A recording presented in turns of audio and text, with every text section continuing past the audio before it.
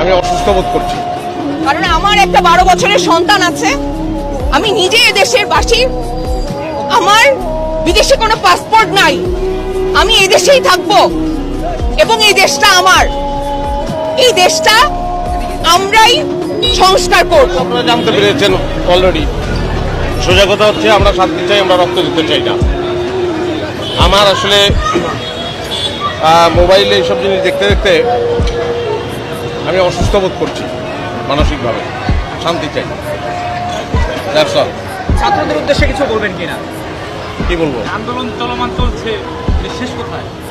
আমি জানি কি, আমি তো আর যারা আমি আমার চাওয়াটা আমি বললাম, আমি এটাই চাই। যারা স্টেট দিচ্ছে তাদেরকে অনেককে রাজাকার হিসাবে এরকম আখ্যায়িত করা হচ্ছে। এই বিষয়টা আপনি কি বলবেন? না, আমিও তো অনেককেই অনেক কিছু বলতে পারি, হ্যাঁ, কিন্তু ব্যাপার হচ্ছে যে সেগুলো তো